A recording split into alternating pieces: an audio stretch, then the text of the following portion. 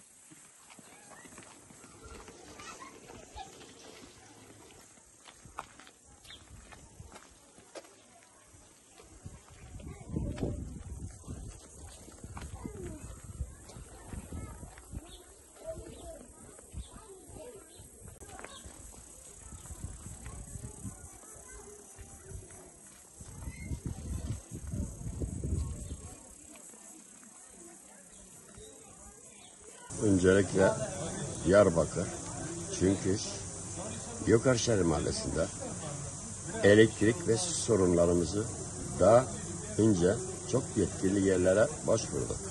Hiçbir sorunu gideremediler. Bazen taziyelerimiz oluyor. 3 gündür taziyedeyiz, sularımız yoktur.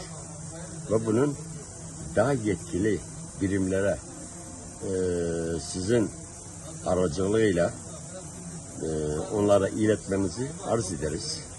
Gerçekten köyümüz daha yıllardan önce 600-700 yıl kurulmuş bir köydür. Köyümüz genelde kaynak çeşmelerimiz olmasa belki bizler tankerlerle suyu getirip hayvanlarımıza, ise hayvandır, insanlardır, 3-4 gündür normalde çamaşır makinelerimiz çalışmıyor. Bulaşık makinelerimiz çalışmıyor. Yani ta bizi eski döneme çevirdiler. Daha önce kablarda nasıl bulaşık yıkıyorduk, aynı seviyeye bizi getirdiler. Bunun önlemini yetkililerden tek ricamız bunun şeyini gidersinler. Daha önce bizim millet normalde kendini yazlık evlere götürüyordu. Şu sorunlarımız fazla olmuyordu. Ama şimdilik herkes köyde kaldığı için, mahallede kaldığı için bunun önlemesi için gerekeni yapsın da daha iyi olur. Kimse de şikayetçi değil. Şikayetçimiz herkes kendi işini yapsın. Herkes işini yapmasına sorunlar kalmıyor.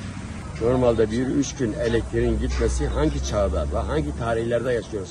Millet aya gitti. Hala biz normalde eski tarihlerin peşindeyiz.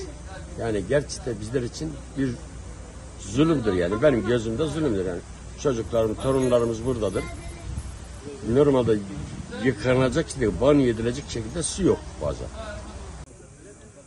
Kardeş, biz Adana'dan, İstanbul'dan, ya Türkiye'nin çok yerinden geldik, köyümüze taziyemiz var.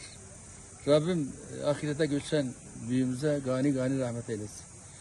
Tabi bu taziye vesilesiyle çektiğimiz sıkıntıları da dile getirmek zorundayız. Bakın dün akşam elektrik yoktu, inanır mısın? Çoğu kişi arıyor telefon. Yok o diyor aradım, yok o diyor kapalı. Halbuki elektrik olmadan şarjlar dolmuyor. Bir, acımızı dile getiriyoruz. Hani feryat mı dersiniz? Bizim güller diken olmuş. Ama inşallah bize bu hizmeti yapmayanlar o dikeni hissederler kendilerinden. Suyumuz yok. Yukarı şeyler sanılır. 1400 kaç yılından beri kurulan 650 yıllık bir köydür. Çok tarihi bir belde. Yani bu köy eğer böyle zulme maruz kalıyorsa su zulmüne tabii. Bu insanlığın yani Diyarbakır hangi parti olursa önemli değil. Bize hayırlı hizmetlerini bekliyoruz. Gerekirse dua da ederiz. Ama dua etmemek şartıyla bize hizmet etsinler. Biz de keza her zaman dua ederiz. İnşallah bu sesimiz duyarlar. Yazık günahtır kardeşim. Alma mazlumun ahına ah esta ah esta. Bizim ahlarımız çok yüksektir. İnanır mısın? Çok affedersiniz, çok kişiler pis geziyor ya, ter kokusu çıkıyor. Su yok. 10, 15, 20 gündür bu köyde bir damla su yok. Arabalarla, eşek de kalmadı ki zavallı. Arabalarla peşine çeşmenin önüne götürüyor. Sokaklarda dar, eski yapı. Yani günahtır, sesimizi duyun. Fazla biz bağırmadan herkesin hizmetini, hizmet aşkıyla, hizmet gözüyle tarafsız bir şekilde yapmasını tavsiye ediyoruz. 43-44 yaşındayım. Bildim bileli bizim köyün en büyük sorunlarından biri de su sorunudur. Daha önce ben 15 sene önce aynı sorun yaşadım. Şimdi de hala aynı sorundayız. Ya elektrikler kesiliyor. Elektrikler kesilmekten önce su sıkıntısı daha çok oluyor. Yazın çocuklarımızı buraya tatile gelmek istemiyoruz. Neden gelmek istemiyoruz? Su sıkıntısı oluyor. Bulaşıcı hastalıklar çok oluyor. Çocuklar hastanelerden zaten gelip çıkamıyorlar. Bu kaçıncı yüzyıldayız, hep aynı sorunlar. Yıllar önce İşkur'da çalışıyordum. Arkadaşlar diyordu biz gidip motor yapıyoruz. Yine aynı şekil, bugün yine aynı şekil motor bozuldu. Bilmiyorum, motoru yapmaya gidiyoruz. Ya yedek bir motor yapılması lazım değil mi? Veya yedek bir şeyler öğretmek gerekmiyor mu yani? Köyün içinde ben ev bile yapmak istemiyorum bu yüzden. Yaylada yapmak istiyorum. Çünkü suyun olduğu yerde eğer bir şey yapacaksan, su yoksa ben ne yapacağım öyle yeri yani? Hep aynı sorunlar. Taziyemiz var. İstanbul'dan gelmişiz. Su sıkıntısı 5 gündür 6 gündür su yok. Nasıl bir şeyde yaşıyoruz ben de anlamadım yani. Yani dağ başında yaşasam bence bundan daha iyi yani. En azından dağ başında biraz su var. O suyu değerlendirirsin kendine. Su olmazsa zaten olmaz. Bulaşıcı hastalıklar çoğalır. Yani bilmiyorum, buna bir çözüm bulmamız gerekiyor.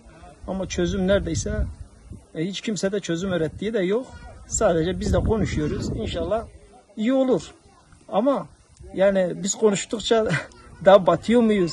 Daha çıkıyor muyuz? Ben de anlamadım. İnşallah iyi olur yani. Tabii ki temennimiz iyi olmasıdır. Bizim bütün köyler için konuşuyorum bu konuşmayı yaparken. Yani bir köye geldiğimiz zaman en azından bir tad alalım diyoruz. Ama o tadı da almıyoruz yani.